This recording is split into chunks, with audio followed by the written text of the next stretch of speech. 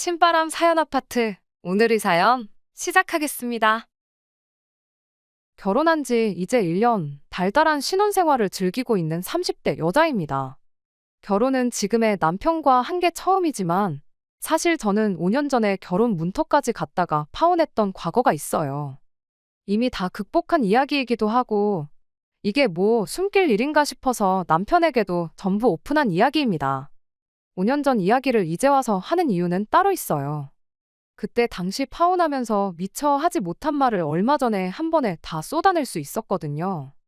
몇 년 동안 맘속에 담아두고 살면서 이따금씩 자다가 이불도 발로 한 번씩 걷어찰 정도로 마음에 담아두고 있었는데 이번 일을 기회로 전부 다 풀어버리게 돼서 속이 그렇게 후련하고 기분이 좋을 수가 없네요.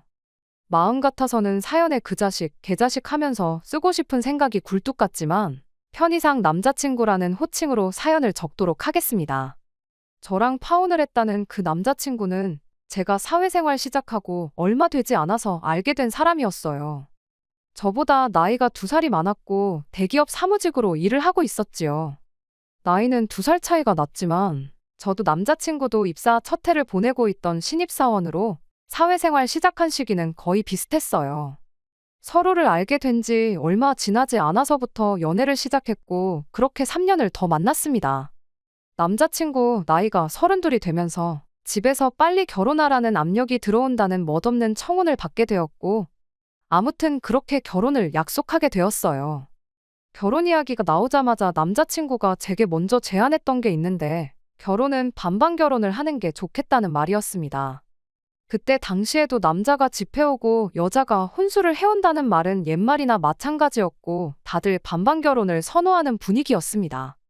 그래서 저도 반반 결혼하는데 아무런 거부감이 없는 상황이었어요. 거기에 추가로 남자친구가 먼저 부모님 손 안 벌리고 결혼하고 싶다는 말을 하더라고요.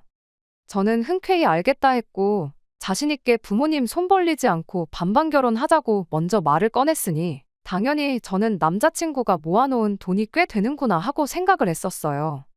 그런데 막상 까놓고 보니 남자친구가 모아놓은 돈은 제가 모아놓은 돈의 절반 수준밖에 안 되는 돈이었습니다.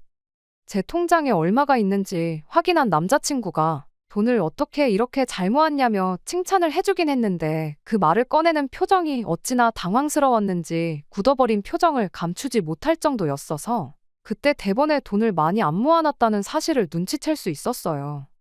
제 정확한 월급에 대해서는 연애 3년 하는 동안 알려준 적이 없었습니다. 자기가 대기업 다니면서 월급 잘 받으니까 비교적 유명하지 않은 회사 다니는 제가 하찮은 월급을 받고 일을 한다고 생각을 했던 건지 아니면 자기 씀씀이만큼 저도 돈을 쓰고 다닌다고 생각을 한 건지 그런 부분은 말해주지 않았으니 잘 모르겠지만 하나 확실한 건 부모님 도움 없이 반반 결혼하자는 말을 꺼냈을 때 어느 정도 그런 생각을 가지고 있었을 수도 있겠구나 하는 생각이 들었어요. 아무튼 먼저 반반 결혼하자고 말을 꺼낸 사람이 남자친구인데 남자친구 돈이 모자라다고 해서 제가 피땀 흘려 모은 돈을 어디다 버리고 올 수도 없는 노릇이잖아요? 결국 남자친구는 부모님한테 손을 벌릴 수밖에 없었습니다. 어떻게 이야기가 잘 되었는지 남자친구가 모아놓은 돈에 더해서 1억을 지원받아 오기로 했어요. 그 덕에 덩달아 저도 저희 어머니께 손을 벌릴 수밖에 없었지요. 저희 어머니께서는 흔쾌히 모자란 만큼의 돈을 해주셨어요. 사실 아버지 돌아가시기 훨씬 전부터 해서 저 시집 갈 때 되면 준다고 돈을 따로 모으고 계셨다고 하시더라고요. 그 액수가 꽤 큰 금액이었던지라 그 돈을 전부 다 받아오면 남자친구가 또 집에다가 손을 벌려야 할 상황이라서 딱 제가 필요한 만큼만 받기로 했습니다. 그렇게 2억 6천이라는 결혼 자금이 생기게 되었는데 크다면 큰 액수지만 신혼집이며 신혼여행을 포함한 전반적인 결혼식 비용을 생각해보면 엄청 빠듯한 돈이었어요. 다른 걸 떠나서 집 문제만 생각해도 이미 벌써 돈이 모자란 느낌이더라고요. 저희 어머니께서 저 준다고 했던 돈을 다 받을 걸 그랬나 하는 순간도 있었지만 그 돈을 다 받았더라도 욕심만 더 커졌을 거라는 생각에 가지고 있는 만큼에서 잘 준비해 보려고 했습니다. 그런데 하루는 안 그래도 모자란 예산인데 남자친구가 어머니가 주셨다고 하면서 저한테 글씨가 빼곡하게 적혀있는 예단 목록을 건네줬습니다. 일반적으로 받는 예단 품목들에 금이며 명품이며 아주 이것저것 적혀 있더라고요. 제가 대충 봤을 뿐인데도 돈 2, 3천으로는 택도 없을 것처럼 보였습니다. 안 그래도 돈이 빠듯한데 상견례 때도 말 한마디 언급 안 했던 예단 목록을 이제 와서 건네주냐고, 그리고 반반 결혼하는데도 굳이 받으시려고 하는 이유가 뭐냐고 따질 수밖에 없었어요. 남자친구는 그런 제 질문에 친척들 눈도 있고 어머니 지인분들도 있고 그런데 보는 눈이 많아서 예단을 생략할 수가 없는 상황이라고 하더라고요. 상견례 때 아무 말이 없던 건 그때야 우리가 양가 도움 없이 결혼하기로 했던 상황이었지 않느냐고. 그런데 자기 부모님이 1억이나 되는 거금을 지원해준 지금 예단을 요구하는 건 당연한 절차가 아니겠냐고 하더군요. 그래도 우리 예산이 빠듯해서 집 알아보는 것만 해도 머리가 터질 것 같은데 예단까지 해가면 너무 힘들 것 같다 설명을 해줬더니 남자친구가 한다는 소리가 자기 주변에 먼저 결혼한 친구들한테 물어봤는데 우리보다 없이 시작했는데도 여자 쪽에서 예단은 다 해왔다더라 하면서 예단만큼은 포기할 수 없다는 굳은 의지를 보여줬습니다. 아들 결혼시키는데 지원을 해줬으니 본전은 뽑아야겠다는 소리로밖에 들리지 않았습니다. 그렇게 말은 하지 않았지만 당장 그 예단 해드리는 것보다 그 돈 돌려드리고 대출받아 이자 내는 게 오히려 더 싸게 느껴지더라고요. 그래서 남자친구한테 차라리 지원받아온 그 돈 도로 돌려드리라 했어요. 그냥 내가 모아놓은 만큼에서 당신이 모자란 만큼만 받아오라고, 그렇게 반반 결혼하고 예단은 생략하는 게 좋겠다고 솔직한 제 생각을 말했더니 남자친구는 그런 제 말에도 계속 엄마 체면 이야기만 꺼내더군요. 저랑 좀처럼 의견이 좁혀지지 않는 와중에 남자친구가 그제서야 짜증 가득한 말투로 한다는 소리가 자기가 돈을 그만큼밖에 모으지 못한 이유가 따지고 보면 너한테 있는 거라며 제 탓을 하기 시작했어요. 어처구니가 없더라고요. 남자친구 말은 이거였어요. 저랑 3년 연애하는 동안 데이트 비용으로 나간 돈이 어마무시하기 때문에 돈을 모을 수 없었던 거라고요. 남자친구가 모아놓았던 돈은 3천이었고 제가 모아놓은 돈이 7천이었습니다. 3년 연애하면서 데이트 비용으로 4천만 원을 썼다고 하기엔 가당치도 않은 소리나 마찬가지였어요. 데이트 비용, 칼같이 계산해서 정확히 반반을 냈던 건 아니지만 여태껏 저도 데이트 비용을 같이 부담했었거든요. 이따금씩 남자친구가 기분 내겠다고 전부 계산했던 적이 있지만 그럴 때면 저도 그 다음번 데이트에서는 제가 전부 계산하는 식으로 했었어요. 아무리 못해도 남자친구가 밥을 샀으면 커피는 제가 사는 식으로 꽤나 합리적인 데이트를 해왔었습니다. 그렇다고 저한테 뭐 몇백만 원, 몇천만 원 하는 명품 선물을 사줬던 적이 있던 것도 아니었어요. 암만 남자친구가 저보다 더 많은 비용을 부담했어 봐야 말 그대로 밥값하고 커피값 정도의 차이잖아요. 저희가 3년 연애한 기간이 일수로 1000일 조금 넘었어요.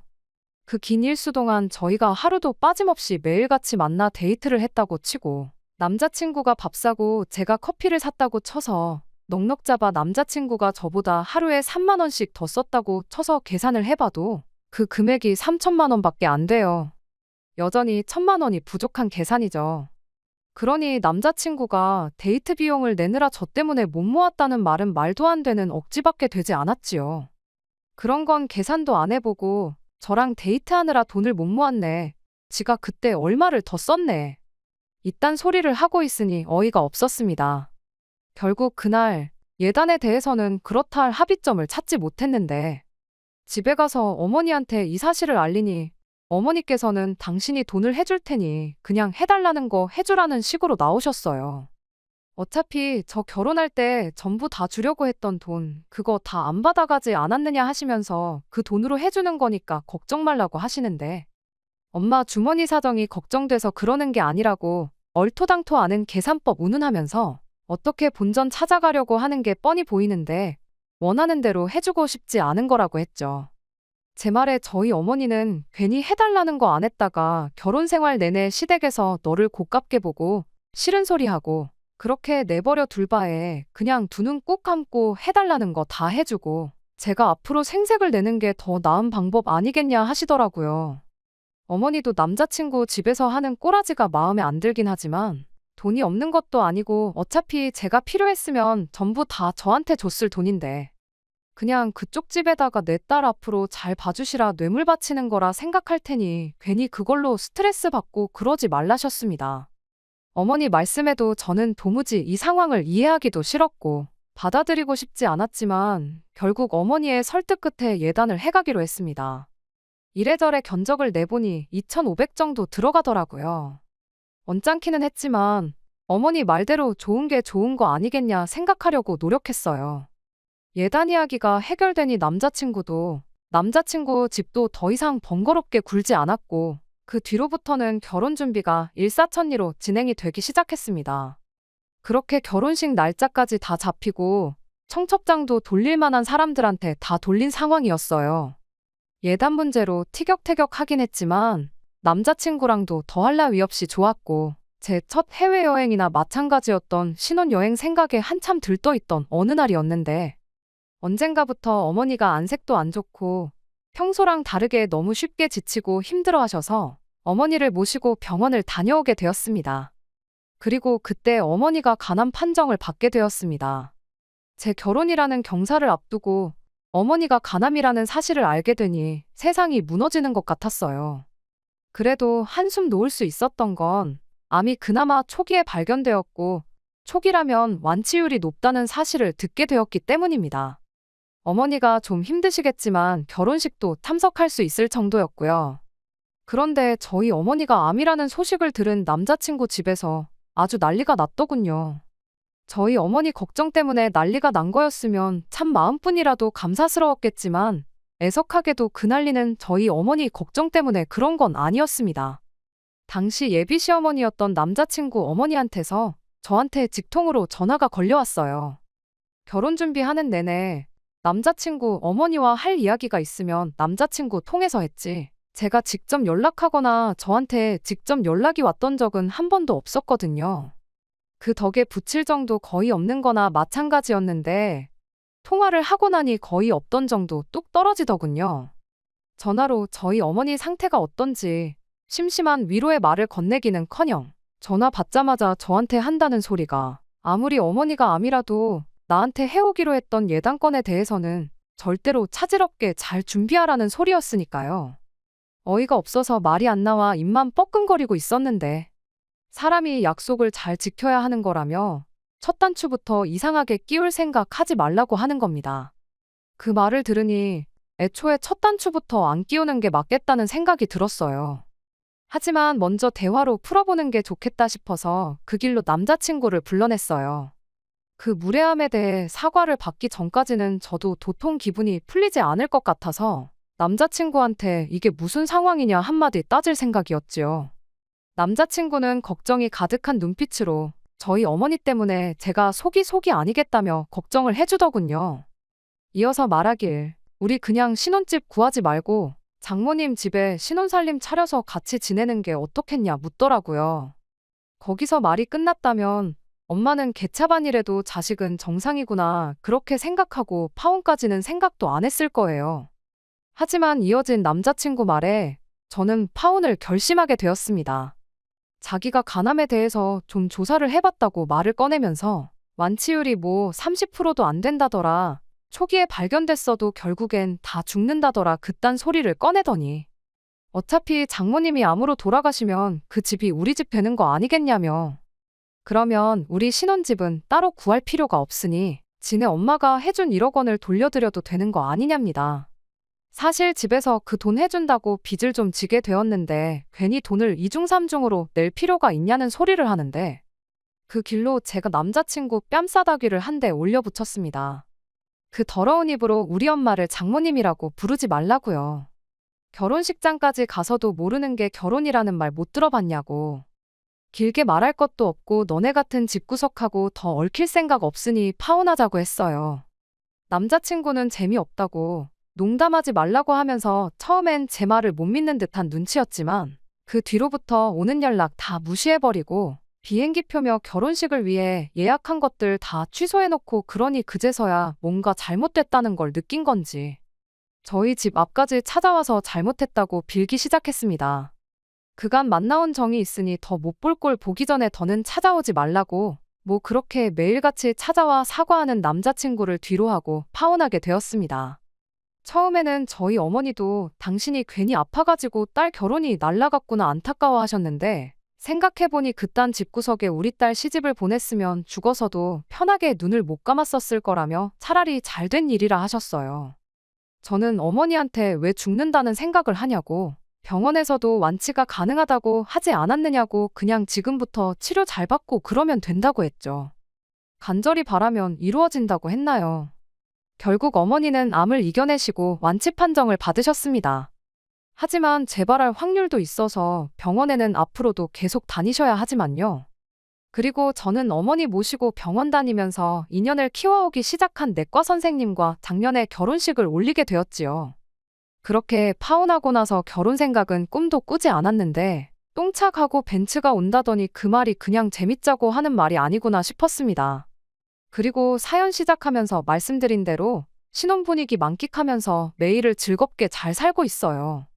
누군가 그러길 헤어진 연인에게 해줄 수 있는 최고의 복수는 그 사람보다 훨씬 행복하게 잘 사는 것보다 좋은 게 없다던데 그런 알량한 복수 같은 거 생각할 겨를도 없을 정도로 행복하게 잘 지내고 있었습니다. 그러다 얼마 전 우연찮게 파혼한 전 남자친구를 다시 만나게 되는 일이 생겼어요. 어떻게 저를 멀리서부터 알아보고 먼저 말을 걸어오더라고요. 몇 년 전 파혼할 당시였거나 파혼한 직후였다면 질색을 하고 무시를 했겠지만 저 이렇게 잘 지내는데 피할 필요 있나 싶어서 저도 같이 인사를 해줬지요. 저를 보더니 잘 지내는 것 같아 보인다고 대번에 먼저 말을 하더라고요. 슬쩍 제 왼손 약지를 보더니 결혼도 했는가 보다 하면서 아쉬운 듯한 표정을 지어왔어요. 그러더니 물어보지도 않았는데 구구절절 자기 이야기를 꺼내기 시작했습니다. 저랑 그렇게 헤어진 뒤에 얼마 지나지 않아서 엄마 소개로 여자를 하나 만나게 되었고 결혼해서 애 둘 낳고 잘 살고 있었다대요. 과거형으로 말하길래 뭔 일이 있었구나 싶었는데 아니나 다를까 얼마 전에 결국 엄마 때문에 이혼하게 되었다고. 그 덕에 엄마랑은 연을 끊었다고 하면서 그때 너한테 잘할 걸 그랬다. 자기가 이혼당할 때 다른 사람보다 너가 먼저 생각나더라 하면서 엄마 말보다 너 말을 더 들었어야 했는데 후회가 된다느니 어쩌니 하면서 엄청 질척거리기 시작하는 겁니다. 더 이야기해봐야 말만 괜히 이상한 대로 흘러갈 것 같고 이 사람이 뭔가 착각을 해도 단단히 하는 것 같아서 그때 3년 만나온 정을 봐서 굳이 안 해주고 넘겼던 그 말 속에 품고만 지냈던 그 말을 한마디 해줬어요. 니네 엄마도 문제지만 니도 못지않게 문제가 있는 거 모르냐고. 엄마랑 연까지 끊었다면서 애엄마랑 다시 살림도 못 합치고 이러고 있는 꼴 보니 너는 아직도 너한테 문제가 있는지 모르는 것 같다고.